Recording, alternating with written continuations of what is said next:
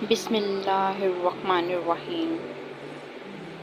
پیارے ساتھیوں، آج ہم ہمارے پیارے نبی صلی اللہ علیہ وآلہ وسلم کے دادا حضرت عبدالمطلب کے وفات اور حضرت ابو طالب کی سرپرستی کے بارے میں پڑھیں گے کہ کیسے انہوں نے ہمارے پیارے نبی حضرت محمد صلی اللہ علیہ وآلہ وسلم کی سرپرستی کی۔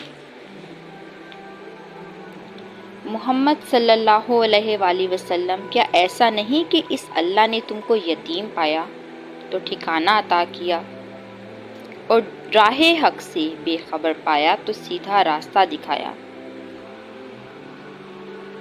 بے شک ایسا ہی ہے۔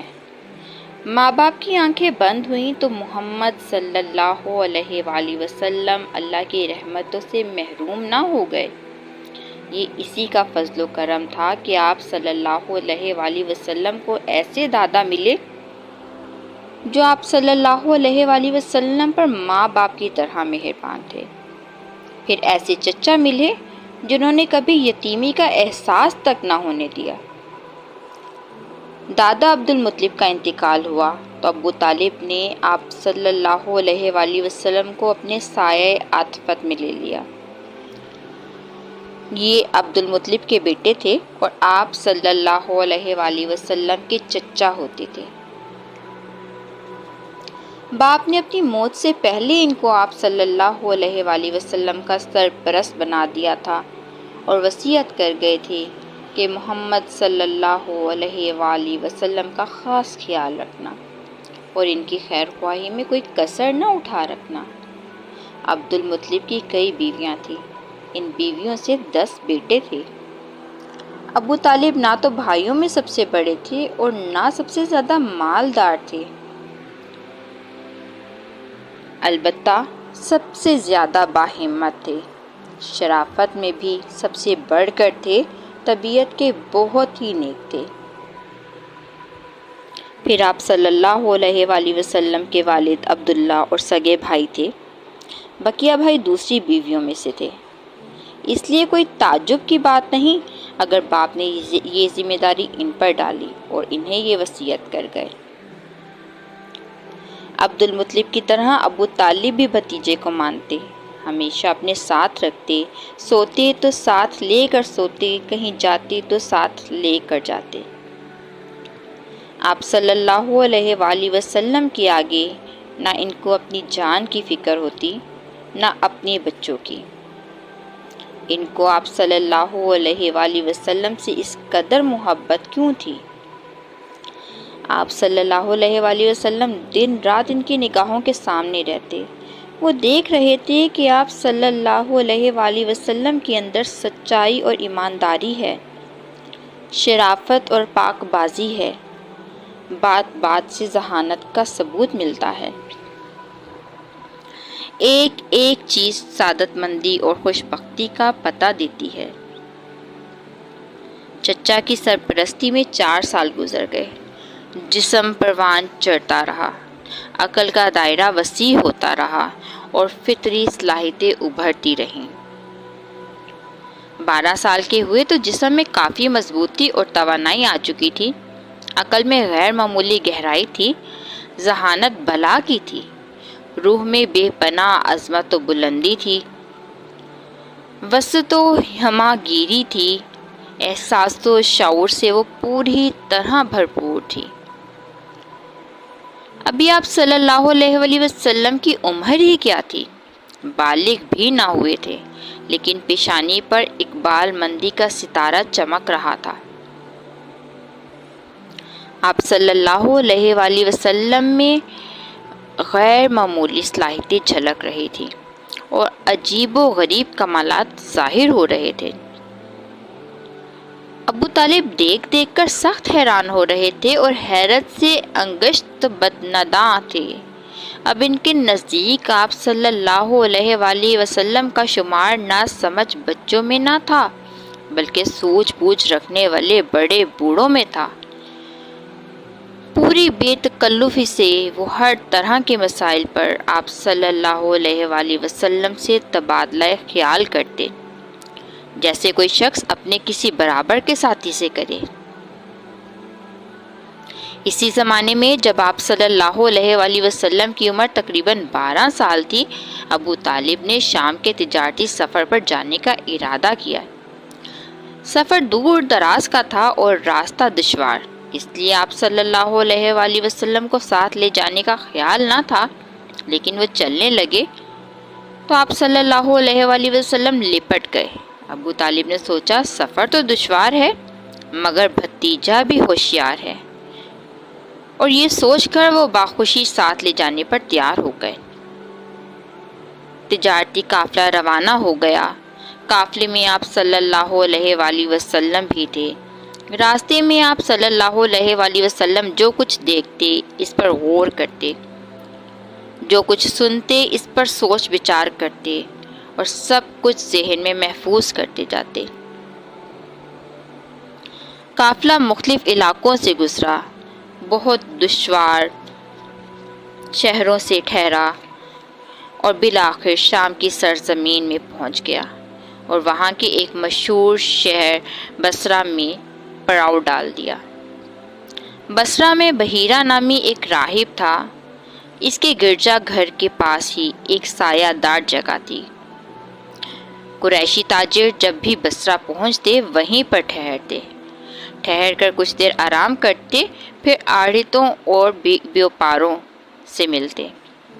یہ قافلہ بھی اسی جگہ ٹھہرا اور ہر شخص اپنے کام میں مصروف ہو گیا۔ کوئی زیادہ تھکا ہوا تھا تو کوئی بیٹھ کر دم لینے لگا، کوئی بھوک سے بےتاب تھا تو دسترخوان پھیلا کر بیٹھ گیا، کوئی اپنا تجارتی سامان ٹھیک کرنے لگا کہ جلد سے جلد اس کو ٹھکانے لگائے، اور کوئی زیادہ دیر نہیں ہوئی تھی لوگ اس طرح اپنے اپنے کاموں میں لگے ہوئے تھے۔ ایک قاصد آیا اور بولا، آپ لوگ بحیرہ کے یہاں تشریف لے چلیں، انہوں نے کھانے کا اہتمام فرمایا ہے اور آپ تمام لوگوں کو دعوت دی ہے۔ لوگ حیرت سے ایک دوسرے کا منہ تکنے لگے، نگاہیں گویا ایک دوسرے سے پوچھ رہی تھی۔ وہ یہاں کئی بار آئے، ٹھہرے اور چلے گئے، لیکن بحیرہ نے کبھی نہیں پوچھا آج ہی وہ اتنا کیوں مہربان ہو گیا۔ بہرحال کرتے کیا، دعوت قبول کر لی اور تمام لوگ قاصد کی رہنمائی میں روانہ ہو گئے۔ ہاں، صرف محمد صلی اللہ علیہ وآلہ وسلم رہ گئے۔ آپ نہیں گئے اس لیے کہ آپ صلی اللہ علیہ وآلہ وسلم بچے تھے۔ بحیرہ نے سب کا ہی پرتپاک خیر مقدم کیا، بولا بھائیوں، میں چاہتا ہوں کہ آج تم سب میرے ساتھ کھانا کھاؤ اور تم میں سے کوئی بھی نہ رہ جائے۔ اہل قافلہ بولے، ہم سب آ گئے ہیں۔ ہاں، ایک چھوٹا لڑکا بھی ساتھ تھا، اس کو وہیں چھوڑ آئے ہیں۔ بحیرہ نے کہا، نہیں، لڑکا ہے تو کیا، اس کو بھی بلاؤ، وہ بھی یہیں کھانا کھائے گا۔ اس سے ان کی حیرانی اور بڑھ گئی کہ ایک تو خلاف معمول دعوت کی، پھر یہ بھی اصرار کہ کوئی رہ نہ جائے۔ چنانچہ انہوں نے پوچھا، بحیرہ، کیا بات ہے کہ آج آپ نے ہماری دعوت کی ہے؟ اس سے پہلے تو کبھی کرتے نہ تھے۔ بحیرہ نے کہا، آپ لوگ مہمان ہیں، ہمارے پڑوس میں آ کر ٹھہرے ہیں، ہم پر آپ کا حق ہے، ہمیں اس کا خیال کرنا ہی چاہیے۔ میں نے چاہا کہ آپ لوگوں کی کچھ خاطر خواہ تواضع ہو جائے، اور کیا بات ہو سکتی ہے؟ انہوں نے کہا، باخدا کوئی بات ہے ضرور۔ پھر قاصد ابو طالب کے ڈیرے پر گیا اور محمد صلی اللہ علیہ وآلہ وسلم کو ساتھ لے کر آیا۔ بحیرہ اور تمام مہمان بیٹھے آپ صلی اللہ علیہ وآلہ وسلم کا انتظار کر رہے تھے۔ بحیرہ کی نظریں محمد صلی اللہ علیہ وآلہ وسلم پر پڑیں تو جم کر رہ گئیں۔ وہ ٹکٹکی لگائے آپ صلی اللہ علیہ وآلہ وسلم کو دیکھتا ہی رہا ہے۔ سب نے کھانا کھایا اور ادھر ادھر پھیل گئے، کوئی تو چہل قدمی کر رہا تھا اور کوئی گھوم گھوم کر بحیرہ کا گرجا گھر دیکھ رہا تھا۔ اس وقت بحیرہ آپ صلی اللہ علیہ وآلہ وسلم کے پاس آیا اور بولا، بیٹے، تم لات و عزا کی قسم جو کچھ پوچھو بتلا دینا۔ آپ صلی اللہ علیہ وآلہ وسلم نے فرمایا، لات و عزا کی قسم نہ دیجیے۔ بحیرہ نے کہا، اچھا خدا کی قسم، جو کچھ پوچھوں سب بتلا دینا۔ آپ صلی اللہ علیہ وآلہ وسلم نے فرمایا، پوچھئے کیا پوچھتے ہیں؟ اب بحیرہ آپ صلی اللہ علیہ وآلہ وسلم سے آپ صلی اللہ علیہ وآلہ وسلم ہی کے بارے میں مختلف سوالات کرنے لگا۔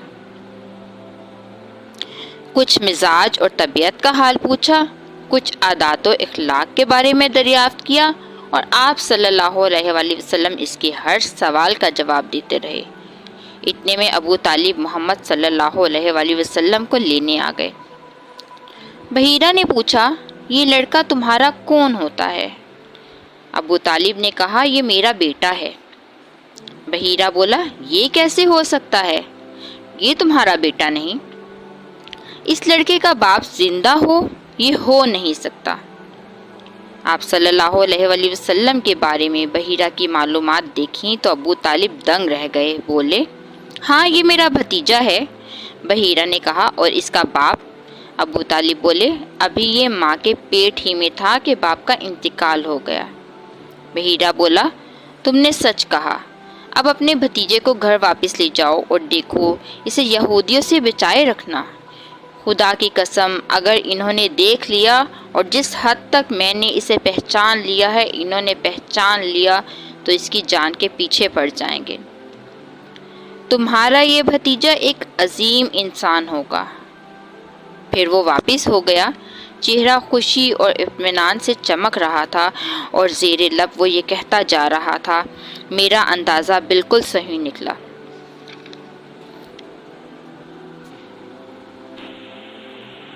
آج کے لیے اتنا ہی، انشاءاللہ نیکسٹ ویڈیو میں ہم ہمارے پیارے نبی حضرت محمد صلی اللہ علیہ وآلہ وسلم کی زندگی کے بارے میں کچھ اور معلومات جانیں گے۔ بہت شکریہ۔ اگر ہماری ویڈیو اچھی لگی ہو تو اس کو لائک، شیئر اور سبسکرائب ضرور کیجیے گا۔ اللہ حافظ۔